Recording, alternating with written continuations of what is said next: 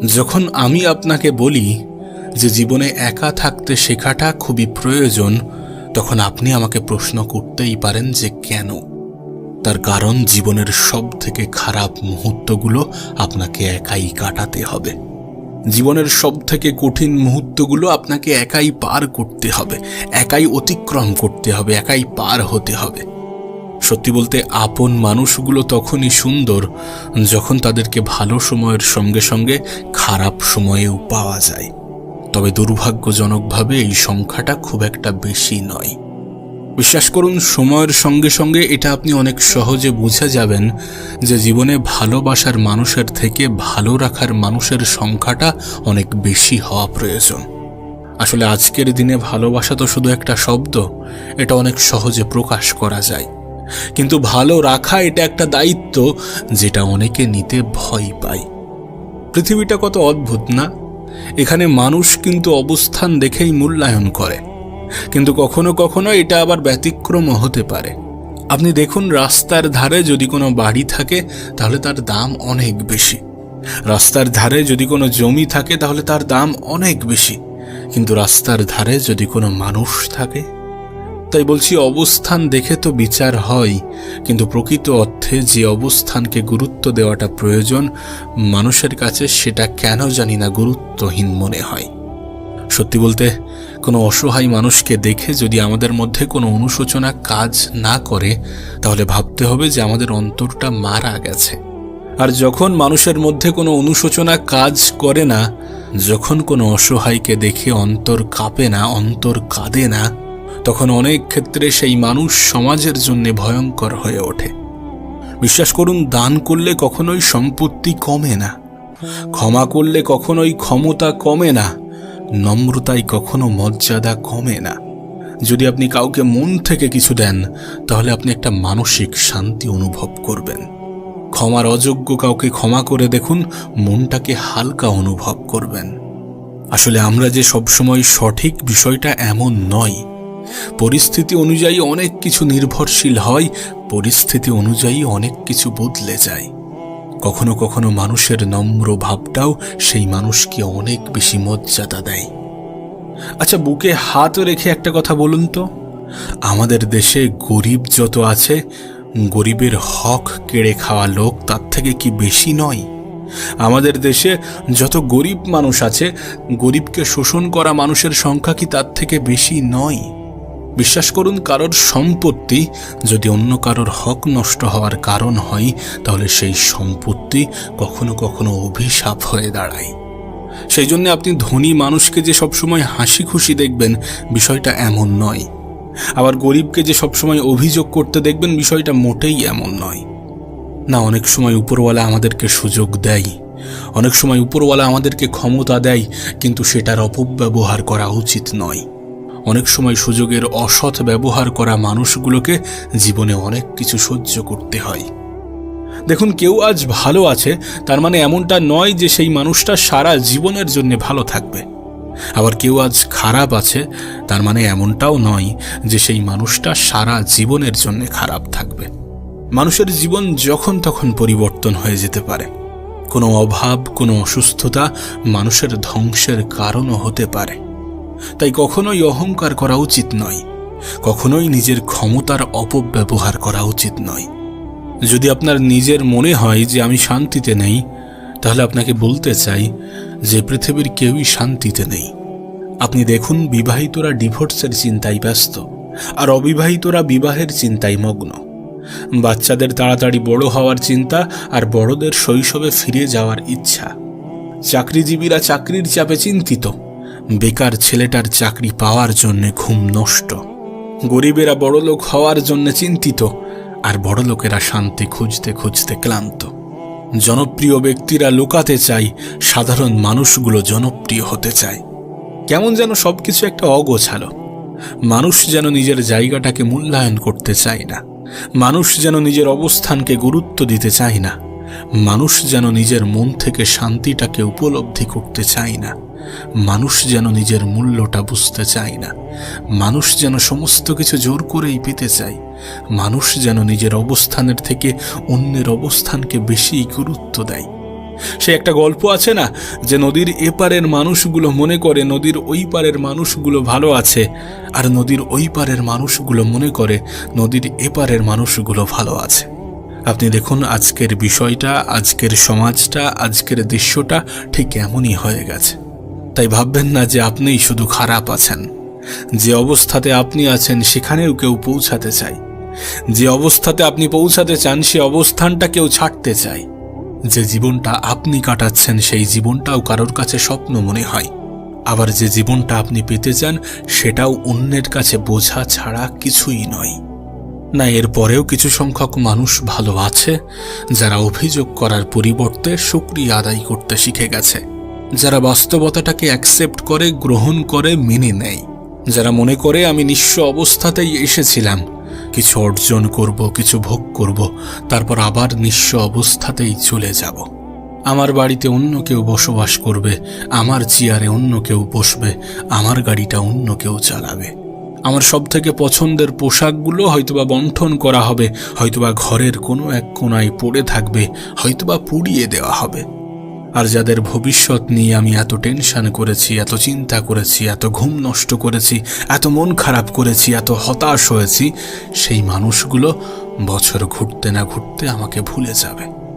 যারা এই সমস্ত কিছুকে অ্যাকসেপ্ট করে, যারা বাস্তবতাকে বোঝার চেষ্টা করে, এই কিছু সংখ্যক মানুষ ভালো থাকাটা শিখে গেছে।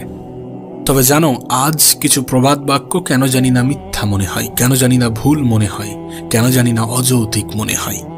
শুনেছি পুরুষের সফলতার পিছনে নারীর অবদান থাকে, কিন্তু আজ সমাজে দেখা যাচ্ছে নারীরা সফল পুরুষই খোঁজে। তবে যদি সত্যি কোনো নারীর অবদান থেকে থাকে তবে সেটা মায়ের ভূমিকায়। আবার এটাও শুনেছিলাম যে চেহারার সৌন্দর্য আসল সৌন্দর্য নয়, প্রকৃত সৌন্দর্য অন্তর দেখেই হয়। যদি এমনটাই হয় তাহলে কেন সুন্দর নারীরাই সব থেকে বেশি প্রাধান্য পায়? যদি এমনটাই হয় তাহলে পুরুষেরা কেন ওই চেহারার সৌন্দর্যটাই খুঁজে বেড়ায়, চেহারার সৌন্দর্যটাকেই প্রাধান্য দেয়? সত্যি বলছি, আজ কিছু প্রবাদ বাক্য কেন জানি না মিথ্যা মনে হয়, কেন জানি না ভুল মনে হয়, কেন জানি না একটু কনফিউজ করে যায়। তবে প্রতিটা মানুষের চিন্তাভাবনা এক নয়। অনেকের চিন্তাভাবনার সাথে অনেকের চিন্তাভাবনার পার্থক্য থাকতে পারে, কিন্তু এত কিছুর পরেও বাস্তবতাটা বাস্তবতাই থাকবে। আপনি দেখুন, আমরা সবাই ভাগ্যের দিকে তাকিয়ে বসে আছি, কিন্তু মজার বিষয়, ভাগ্য নামের অধ্যায়ে কি লেখা আছে সেটা আমাদের জানার বাইরে। আমরা কেউই জানি না ভাগ্যে কোনটা থাকবে কোনটা থাকবে না।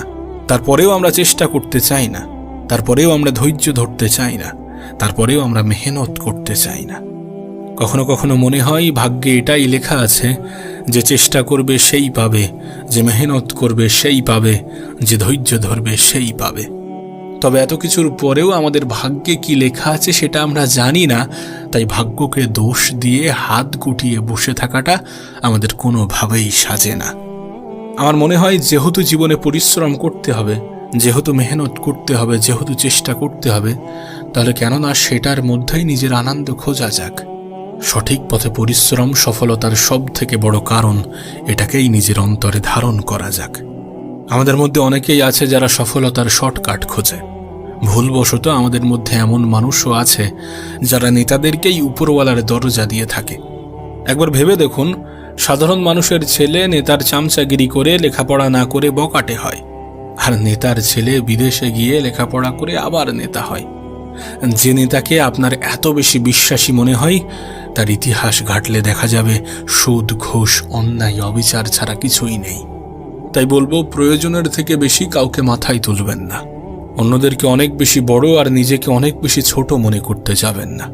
যেখানে উপরওয়ালা আপনাকে তৈরি করতে কোনো ত্রুটি রাখেননি, সেখানে কেন আপনি নিজেকে এত বেশি ত্রুটিযুক্ত মনে করবেন? বিশ্বাস করুন, আমরা হয়তোবা মনে করি যে যাদের টাকা নেই তারা গরিব। প্রকৃত অর্থে এমনটা নয়।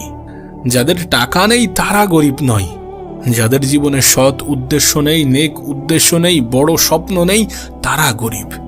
যাদের টাকা নেই তারা গরিব নয়, যাদের নিজের উপরে কনফিডেন্স নেই, আত্মবিশ্বাস নেই, তারা গরিব।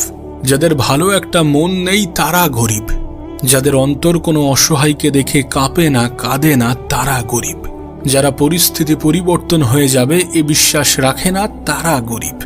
যারা ছোট মনের মানুষ তারা গরিব। যাদের অর্থ কখনো কোনো অসহায় মানুষের মুখের হাসির কারণ হতে পারেনি তারা গরিব। যাদের জীবনে অভিযোগ ছাড়া আর অন্য কিছু নেই তারা গরিব। আর যদি বলো ধনী কারা?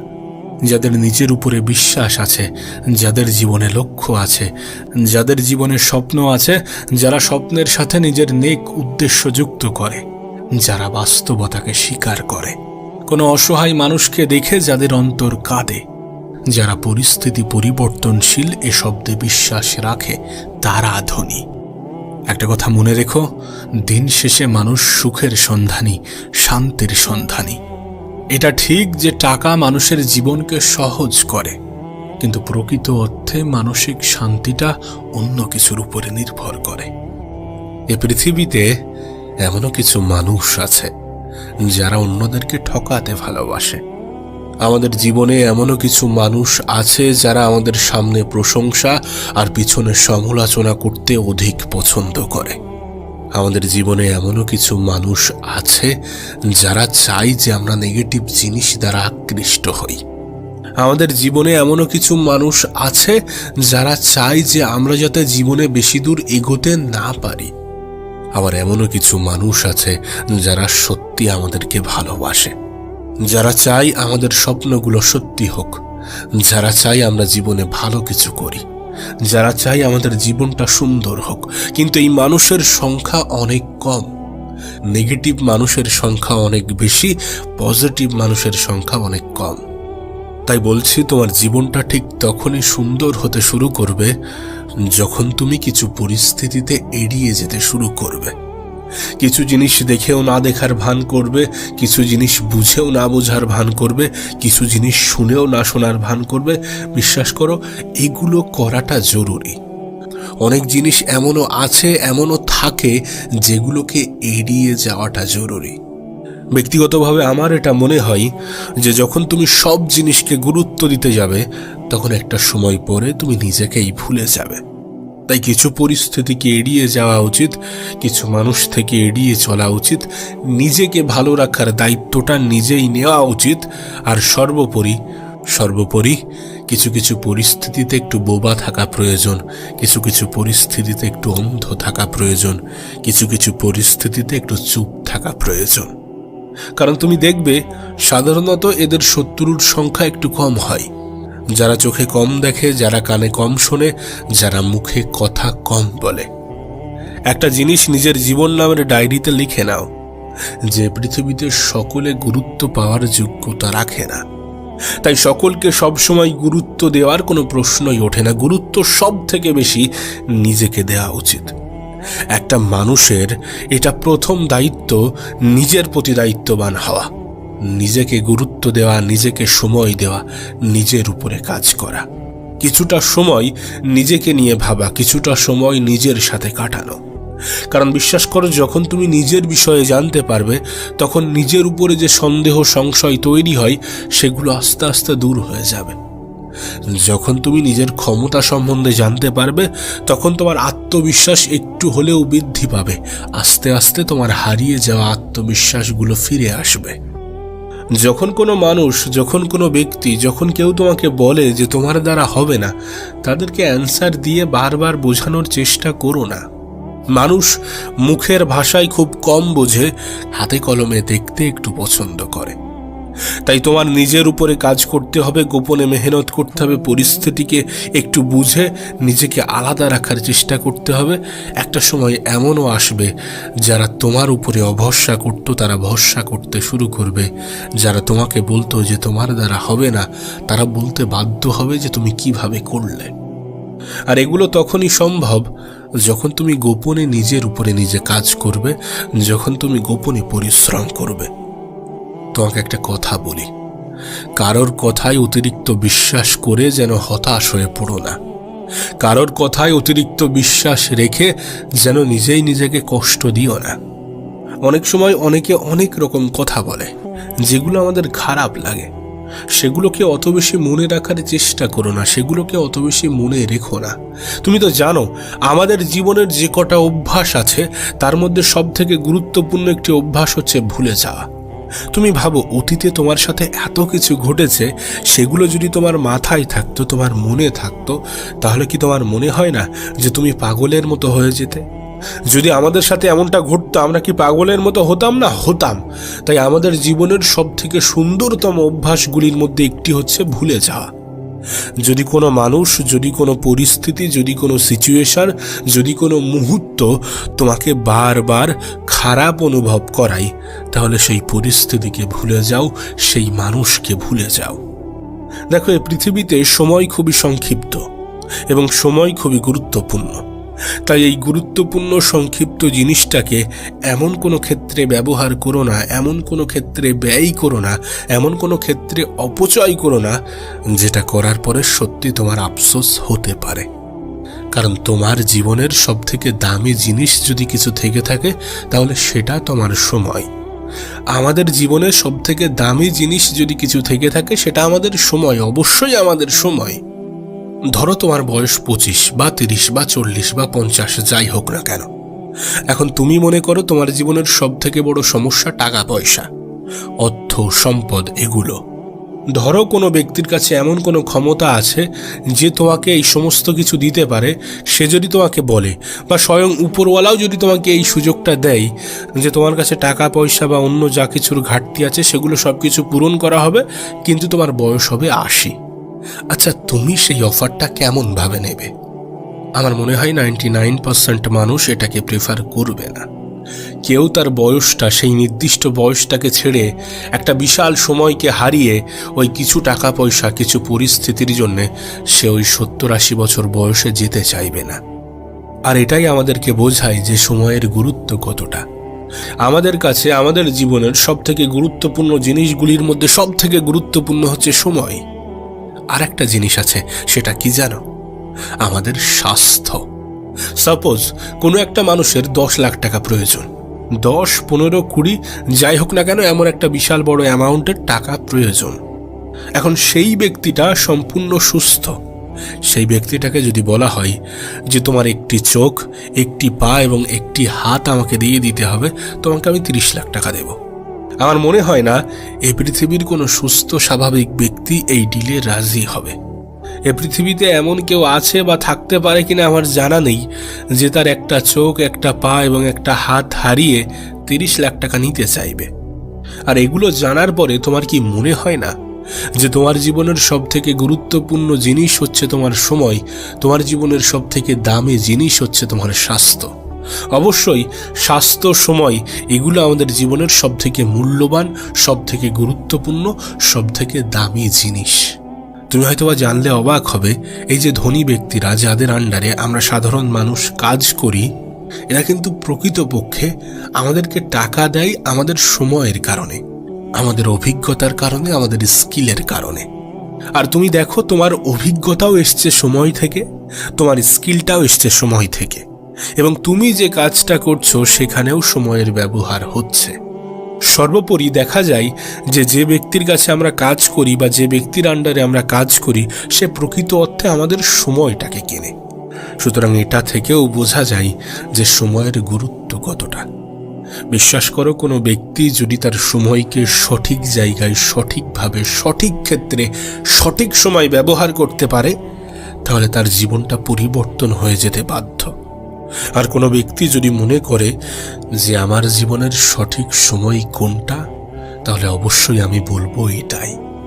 সত্যি বলছি, যদি আমাদের মনে হয় যে আজকের দিনটা চলে গেলেও এই দিনটাকে আমরা ফিরিয়ে আনতে পারবো, তাহলে আমাদের সময়ের অপচয় করা উচিত। তাহলে আমরা সময়ের অপচয় করলে কোনো যায় আসে না। যদি আমাদের মনে হয় যে এই দিনটা চলে গেলে আমি ফিরিয়ে আনতে পারবো, এই মুহূর্তটা চলে গেলে আমি ফিরিয়ে আনতে পারবো, আর যদি মনে হয় যে না, এটাকে আমরা কখনোই ফিরিয়ে আনতে পারবো না, তাহলে সময়ের গুরুত্ব দাও, সময়ের মূল্যটা বোঝার চেষ্টা করো, সময়ের সঠিক ব্যবহার করতে শুরু করো। সময়কে এমন কোনো ক্ষেত্রে, এমন কোনো কাজে ব্যবহার করার চেষ্টা করো যেখানে ব্যবহার করলে, যেখানে কাজে লাগালে তোমার সময়ের অপচয় মনে হবে না। দেখো, তোমাকে একটা কথা বলি, তুমি তোমার জীবনে হয়তোবা এটুকু শিখে গেছো যে মানুষ মানুষকে নয়, বরং মানুষের অবস্থানকে বেশি গুরুত্ব দেয়, মানুষের অবস্থানকে বেশি প্রাধান্য দেয়, মানুষের অবস্থানকেই বেশি সম্মান করে, মানুষের অবস্থানকেই বেশি মর্যাদা দেয়। জীবন তোমাকে হয়তোবা এটুকু শিখিয়েও দিয়েছে। আর যদি সত্যি তোমার জীবন এটুকু শিখিয়ে দিয়ে থাকে, তাহলে তোমার কি মনে হয় না যে তোমার অবস্থানটাকে গুরুত্ব দেওয়া উচিত, তোমার অবস্থানটাকে পাকাপোক্ত করা উচিত? তোমার কি মনে হয় না যে নিজের উপরে কাজ করা উচিত? অবশ্যই মানুষ মানুষের অবস্থানকে গুরুত্ব দেয়, অবশ্যই মানুষ মানুষের অবস্থানকেই প্রাধান্য দেয়, মানুষ মানুষের অবস্থানকেই ভালোবাসে। বিশ্বাস করো, এখনো নিজের উপরে কাজ করার বাকি আছে, এখনো অসম্পূর্ণ অনেক কিছু সম্পূর্ণ করার বাকি আছে, এখনো অনেক মানুষের মুখে লাগাম লাগানোর বাকি আছে, এখনো নিজেকে পরিবর্তন করার বাকি আছে। আর পরিবর্তন করার সময় এখনো হাতে আছে, কিন্তু এই সময় কতক্ষণ থাকবে কেউ বলতে পারে না। আর যারা সময়কে গুরুত্ব দেয়, যারা সময়কে কাজে লাগায়, সফলতা তাদের জীবনেই আসতে চায়। দেখো, আমি জানি না তোমার বয়স কত, কিন্তু তোমার বয়স যাই হোক না কেন, আমার মনে হয় না যে তোমার কাছে পরিবর্তন হওয়ার জন্য কোনো কারণ নেই। অবশ্যই কোনো না কোনো কারণ আছে, অনেক কারণও থাকতে পারে। আর যদি সত্যি থেকে থাকে, যদি মনে হয় সত্যি জীবনে কিছু পরিবর্তন করার বাকি আছে, জীবনে কিছু পরিবর্তন করার প্রয়োজন আছে, নিজেকে পাল্টানোর প্রয়োজন আছে, তাহলে কেন, কিসের জন্য অপেক্ষা করছো, কার জন্য অপেক্ষা করছো? তোমার যদি মনে হয় যে পৃথিবীর কেউ এসে তোমার জীবনটা পরিবর্তন করে রেখে দেবে, তোমার যদি মনে হয় যে পৃথিবীর কেউ তোমার জীবনটা সম্পূর্ণরূপে পাল্টে দেবে, তাহলে তুমি অপেক্ষা করতে পারো।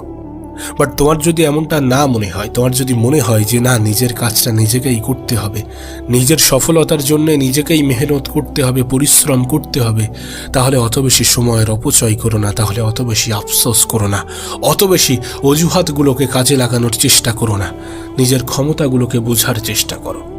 তোমার আত্মবিশ্বাস তোমার ক্ষমতা, তোমার সুস্বাস্থ্য তোমার ক্ষমতা, তোমার মানসিক শক্তি তোমার ক্ষমতা, তোমার হাতে যে সময় আছে এটাই তোমার সব থেকে বড় ক্ষমতা।